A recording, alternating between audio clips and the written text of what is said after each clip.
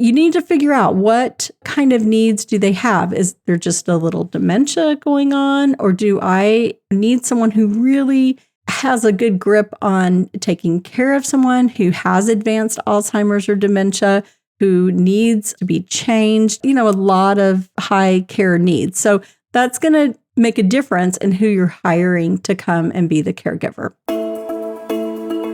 Welcome to Aging in Style, the podcast dedicated to celebrating aging and what it takes to do it well. I'm Lori Williams. I'm a certified senior advisor and senior housing expert. In each episode, you'll learn stories of older adults who are thriving in their 70s, 80s, 90s, and in some cases in their hundreds. Whether you're an older adult or the child of an older adult, this podcast is filled with insightful resources, organizations that are doing incredible work, and stories that will inspire you to volunteer, learn, and who knows, maybe even skydive in your golden years. Hi, welcome to today's episode of Aging in Style. I'm so glad that you are here today. If you listened to last week's podcast, which of course you did, if you didn't, be sure and go back and listen to it because I'm going to expand on what I talked about last week, which was caregiver burnout. And I gave 6 realistic tips to help support caregivers. And these really came from my own personal experience because I not only work in senior living and senior housing and helping people find the right places and educate them on all the resources available, but I am also the caregiver to my husband who had a stroke back in December. And so I am kind of in a special place here where I can see both sides of it as the caregiver perspective as well as the perspective of the professional healthcare person. Anyhow, go back and listen to that one because today I'm going to expand on that and talk about when, you've burned out. And one of the things we gave some advice on is knowing when it's time to bring a caregiver in to kind of give you that relief from burnout. And so a question I get a lot is, how do I find the right caregiver? How do I find a caregiver? So that's what we're going to talk about today, choosing the right caregiver for your loved one. So I've got, let me see here. I have 7 tips for y'all. So get ready. So here we go. Number 1 is you need to really understand what the needs are of your loved one. So for me, it was pretty simple, is that my husband needs help with showering. And I can do pretty much everything else, but showering was a really difficult one for myself and my adult son to do. We're not trained, right? We don't know how to give a shower to someone who has some mobility issues on one side. So we were afraid, 1, for his safety, that we were going to, cause him to fall. And then 2, we were stressed out. So we were worried for our own emotional health. Anyhow, so that's going to be the thing to know. Is like what we needed was pretty specific. I wanted 3 days a week and maybe an hour each day. And I wanted someone to come and do showering. And then also does some flexibility to stay late 1 night a week, maybe a couple of hours. And then also the flexibility to come in on a Sunday for an afternoon if I had something that I wanted to go and do. So very specific. We weren't looking for, a huge amount of hours. I mean, I'd say we're averaging about 3 to 7 hours a week of caregiving. But everyone is different. So you might be looking for a caregiver to come 5 days a week for 8 hours a day. Or you could be looking for someone 24/7 or someone just to come on the weekend. So everyone has a different need. So you're going to want to sit down and figure out what is the need that I have for my spouse, for my parents, my grandparents, whoever you are the caregiver for. Then you're going to want to figure out, what do you want someone to come and do? Do you simply want someone to come and be, maybe just to take them out for an errand, just to be kind of like to socialize a little bit with them? Or are you needing someone to come in and do bathing, dressing, medication, meals, everything? So you need to figure out what kind of needs do they have. Is there just a little dementia going on? Or do I need someone who really has a good grip on taking care of someone who has advanced Alzheimer's or dementia, who needs to be changed? A lot of high care needs. So that's going to make a difference in who you're hiring to come and be the caregiver. Number 2, really important to know your finances. Know how much money you have to cover this, because for my case, we are not retired. We are, I'm under 60. My husband is just turned 63. So we're not on Medicare or anything yet. So this is paid out of our pocket. So this is income we're, taking straight from our checking account and paying for the caregiver. Now, you're going to want to look and see if, you're going to want to know what their pension is, what the outgoing expenses are. So you have an idea of what they can afford each month or each week, however you're going to set up for your caregiver. So you're going to want to get with your mom, dad, spouse, grandparent, whoever is the one that's needing the caregiving, and take a deep dive into their finances, because you're going to want to know what they can afford so that you can make a plan for them. Now, if they have long-term care, this will help cover, in most cases, if they meet the criteria, it may cover their home care. So criteria could be that they have to have 2 or 3 ADLs, which are activities of daily living, which would be showering, dressing, medication, meals, that sort of thing that they need help with. So, and again, you're going to need to read your long-term care policy or contact your agent to make sure that you're understanding properly what it's going to cover. But that's one way that you could potentially pay for the home care or caregiver. The VA is another one. So there's a couple of different programs with the VA. There's the aid and attendance, which is also based on the activities of daily living. And then they have other criteria that you have to meet, which is some financial type of criteria. So you want to look into that as well. There's also another program with the VA where I've talked to some home care agencies that have a contract with the VA, and it is covering some in-home care hours, and that is through the home care agencies. So there are some options there.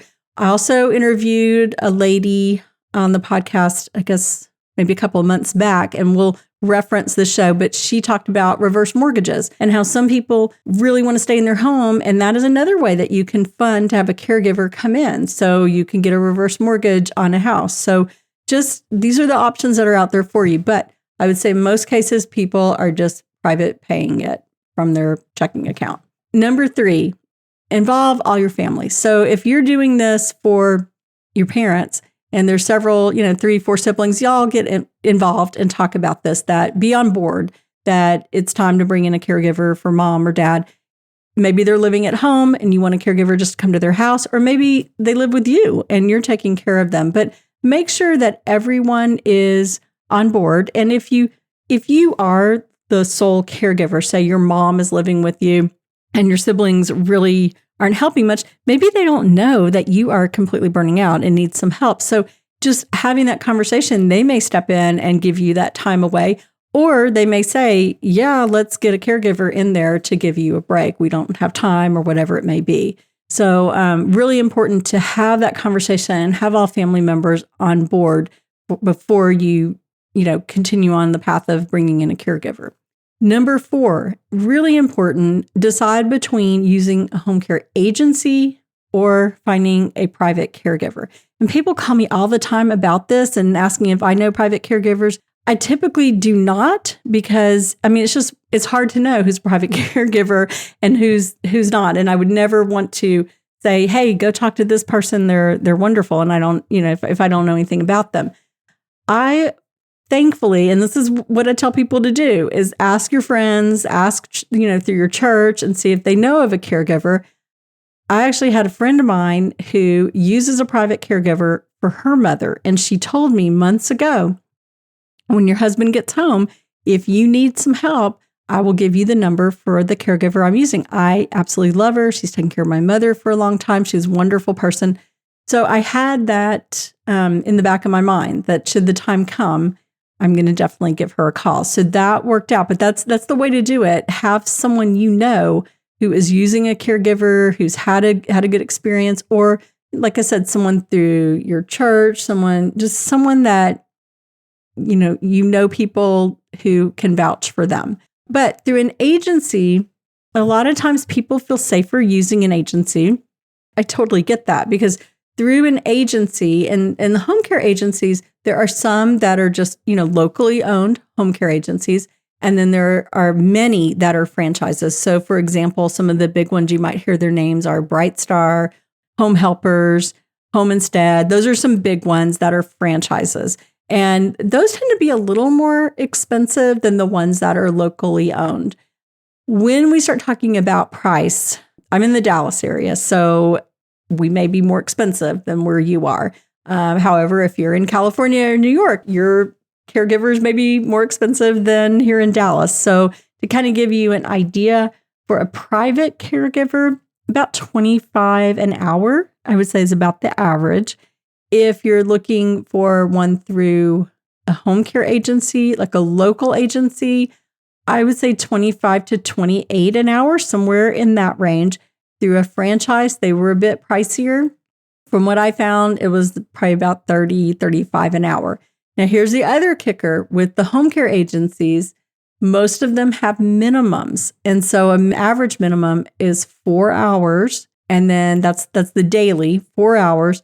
A lot of them have added this weekly minimum. So it's going to be 4 hours a day and maybe it's 12 hours a week. So you have to kind of satisfy that to have them contract with you, if that makes sense. So maybe you're just like me and you only need someone 3 to 7 hours a week. That's probably not going to work out to find someone, which I get because they're hiring people to come to your house. And a lot of people aren't going to want to just come for 1 hour because they have gas time and, the time of day you want someone. I wanted someone to come like at 4:30. That's a difficult time of day to staff. So you have to think about all of that and see if an agency may not be the way to go for you. But if you're looking for someone to come several days a week and stay for several hours, it may be the right way. And if you have the resources to fund that, then great. The good thing about an agency is that they've done background checks, they've done drug screening, they do all of that for you, and they're bonded and licensed. So God forbid if something, grandma's diamond ring goes missing, you have some legal recourse there. Not to say that's going to happen, but it's the world, so things happen. Number 5, which I touched on, is check with other people and see what their experience was. There's a lot of people out there who've had to hire caregivers, and they may have had a great experience with an agency that they want to tell you about, or even a private caregiver. And like I said, ask at church groups, at senior centers, kind of like anywhere where older adults may gather might be a good place to ask. And then, definitely go and look online, check out online reviews. Maybe a little more difficult if it's a private caregiver, but through an agency, just look them up and see what people are saying about them. Number 6, interview the person. This is the person you're bringing into your house to not only care for your loved one, but maybe you have pets. I have my baby, Sadie. If you follow me, I've got a golden retriever who's 1.5 years, and she is like literally my baby. So I want someone who likes dogs. And that is something I asked the caregiver. I said, are you good with dogs? Because I have, an 85-pound golden retriever, and not everyone likes dogs. Some people are scared of dogs. So I just, wanted to be sure we were going to be a good fit. And that's what you're looking for. You're just trying to figure out, is this person a good fit to come into my home and care for my family member? You can interview with the agency. So when you meet with the representative of the agency, you're going to say, hey, here's what I'm looking for. Maybe my dad's very private and he wants a male caregiver to come in and bathe him. I've had that request many times. Some older men especially are very, they're very modest and they don't want a woman to see them. Or maybe your mom is super social, so she wants someone who's got a personality and is going to talk to her. Maybe they want someone who is a little bit older, maybe 50s and up, a little more relatable than someone who's maybe 25. So it's just personality is really important. You're just trying to find someone who is going to be a good fit for your family member. Okay. And number 7, and this is the last one, and I think probably the most important one, you're going to need to communicate with your family member that you're going to bring in a caregiver. And I will tell you personally, this was the hardest thing to do. I didn't tell my husband until I had already figured out what needs, what I wanted someone to come in, what his needs were, and the type of person I want to come in, had found a person, and we were ready to get started with it. And then I told him, And I explained it to him, just like I just said here, is that I did not feel comfortable showering him because I was afraid. I didn't know what I was doing and he was going to fall and be hurt, and it was stressing me out. So I explained it to him just like that. He was upset about it. He didn't like it. I said, I understand, but let's just give it a shot. If you hate it, then we'll figure out something else, but we're going to try this out. And we did. He loved her and it's all great. But have that conversation with your family member, because they, you know what, they need to have a say as well. But, there is a point when you just have to make that decision. And that's probably the hardest thing, to make a decision for someone that's going to affect someone else. And it's different in each different relationship. So as a spouse, it's really hard to make a decision for my husband. But I've been having to make decisions like this for him since December. So, but it doesn't really get easier, to be honest with you. And then it's a whole other kind of set of feelings when you're trying to make arrangements and do things for your parents, because, you're trying to kind of come out of that role of, this is my dad. I don't want to tell him what he has to do.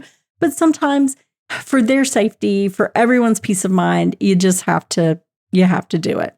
So this is the biggest thing. Once you've kind of gone through all this, and I feel like it's important that you don't just kind of start off, hey, we're getting a caregiver, but you haven't done all the research.